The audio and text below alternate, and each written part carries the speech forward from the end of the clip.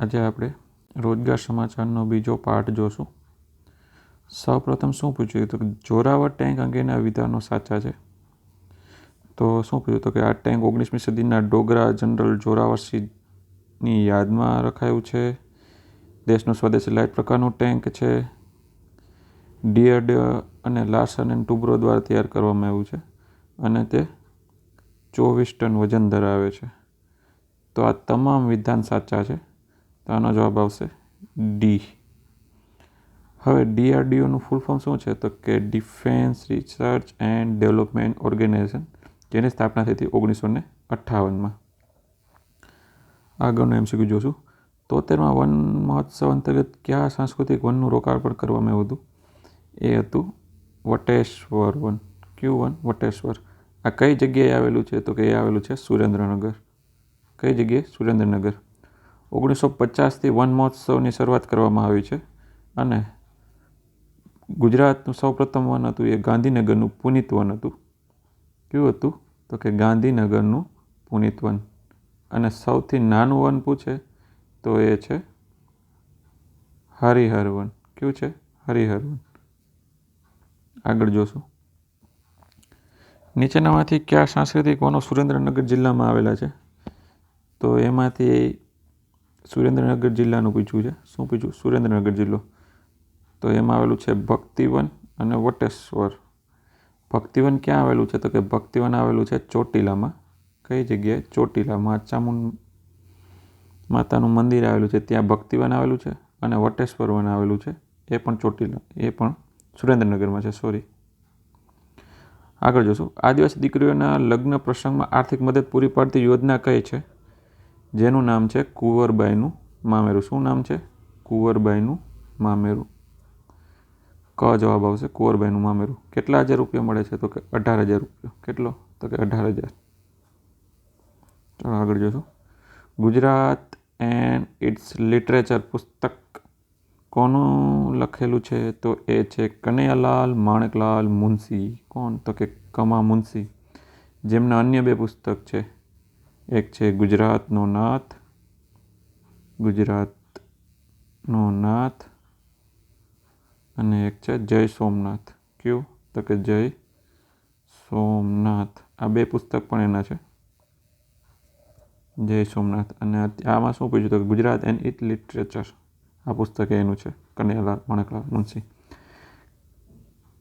આગળ જોશું. શું પૂછ્યું તો કે નીચેના જોડકા છે એ સાચા ક્યાં છે? સ્થિર સ્થળ છે અને એનું સ્થાન છે. તો એમાં પૂછ્યું શ્રી શૈલમ, નલ્લા મલ્લા પર્વત. આ એક જ સાચું છે એટલે આનો જવાબ આવશે અ. કયો આવશે? અ. પુષ્કર ક્યાં આવેલું છે? પુષ્કર રાજસ્થાનમાં આવેલું છે. ઓમકારેશ્વર ક્યાં આવેલું છે તો કે ઓમકારેશ્વર આવેલું છે મધ્યપ્રદેશમાં. ચાલો આગળ જોશું. ભારતનો સૌથી મોટો દક્ષિણનો સૌથી સિંગલ ટાપુ કયો છે?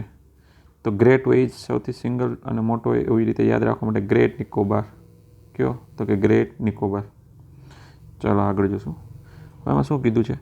કઈ નદીઓ પશ્ચિમ તરફ વહેતી નદીઓ છે?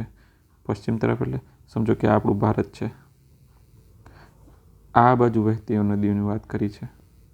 હવે આ બાજુ જે વહેતી નદી છે ને તેમાં નર્મદા આવશે અને તાપી આવશે એટલે જવાબ આવશે એ 1 અને 2.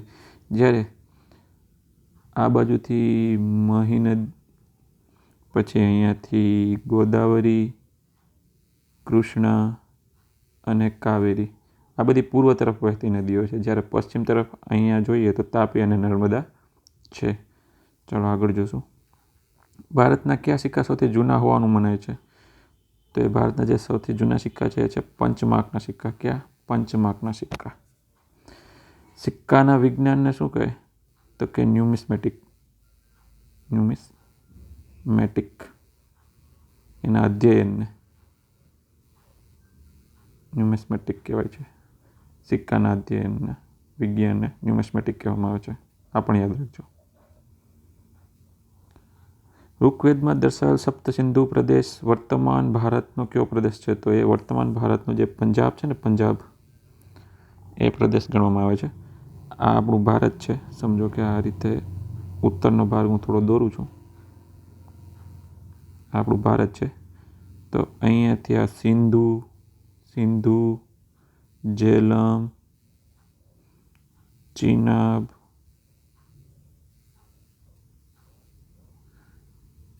રાવી, બિયાસ, સતલુજ અને સરસ્વતી, આ 7 નદીઓ છે ને, એટલે આપણે એને સપ્તસિંધુ કહેતા.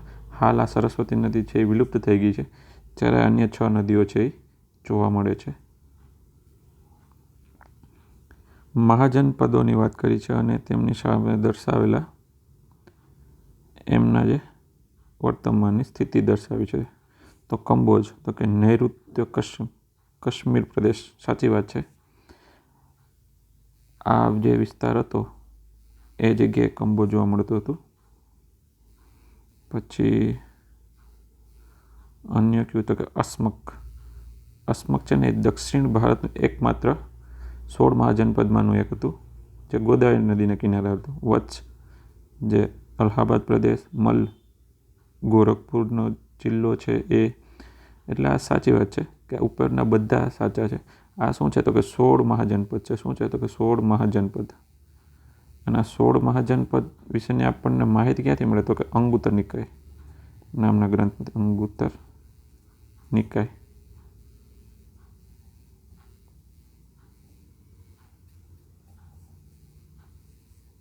અંગુત્તર નિકાય ગ્રંથમાંથી માહિતી મળે છે.